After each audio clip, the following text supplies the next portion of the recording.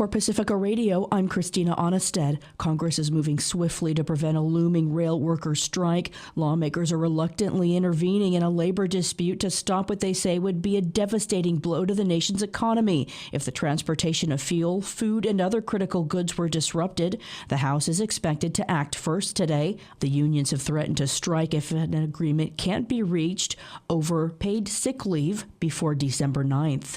Eileen Alfandary has more. House Speaker Nancy Pelosi said she'll quickly schedule a House vote to impose the contract. I don't like going against the ability of unions to strike, but weighing the equities, we must avoid a strike. The railroads that include BNSF, Union Pacific, CSX, Kansas City Southern, and Norfolk Southern have refused to consider adding sick time because they don't want to spend any more on the labor deals than they agreed to in September.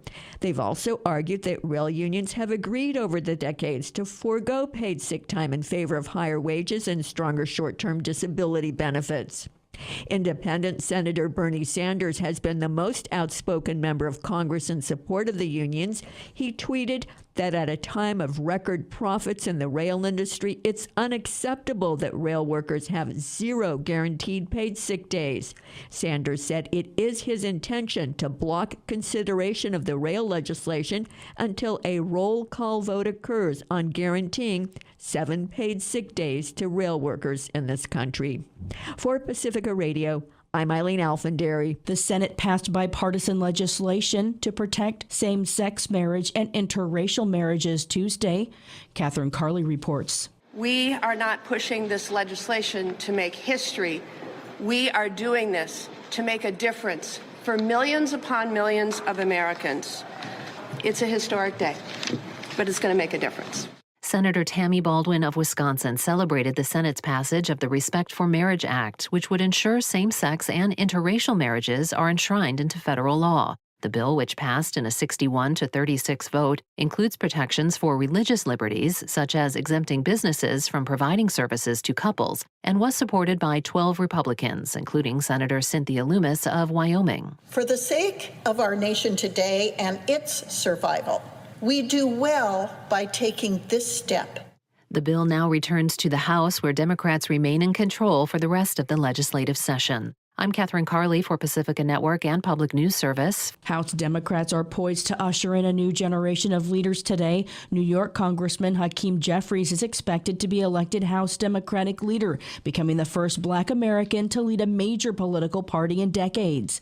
2 other Democrats are expected to sail to leadership as well today. Catherine Clark of Massachusetts as a Democratic whip and Pete Aguilar of Southern California as caucus chair. Oath Keepers founder Stuart Rhodes has been convicted of seditious conspiracy for a violent plot to overturn President Joe Biden's election win, handing the Justice Department a major victory in its massive prosecution of the deadly January 6, 2021 insurrection. A Washington, D.C. jury Tuesday found Rhodes guilty of sedition after 3 days of deliberations. The nearly 2-month-long trial showcased the far-right extremist group's effort to keep Republican Donald Trump in the White House at all costs. An attorney for Rhodes said they intend to appeal. U.S. Secretary of State Antony Blinken is condemning Russia's week-long assault on Ukraine's power grid as an attempt to turn off the heat so that civilians suffer, as the U.S. pledged $53 million to Ukraine for power grid equipment and delivery. Blinken's remarks in Romania come as Ukraine's foreign minister said NATO countries gave him a number of new commitments on arming his nation.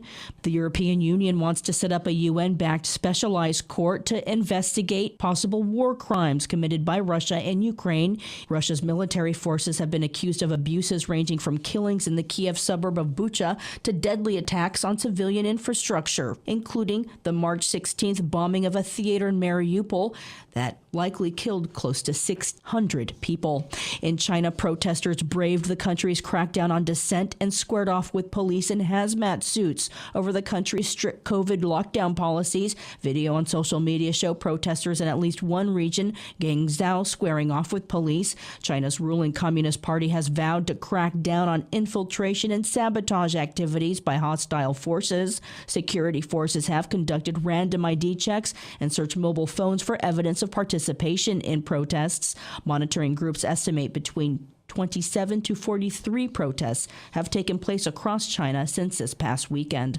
Australia's Prime Minister is joining the calls for the U.S. to stop its prosecution of WikiLeaks founder Julian Assange, who's fighting extradition to the U.S. from jail in the United Kingdom. He faces life in prison for espionage charges over publishing classified documents on WikiLeaks that shows potential U.S. war crimes in Iraq, Afghanistan, and Yemen. The announcement comes as major newspaper publishers, including the New York Times this week, called for the U.S. to stop its persecution of Assange. Many of them collaborated with Assange to publish the documents, and some won awards for their journalism. They said in a letter, publishing is not a crime.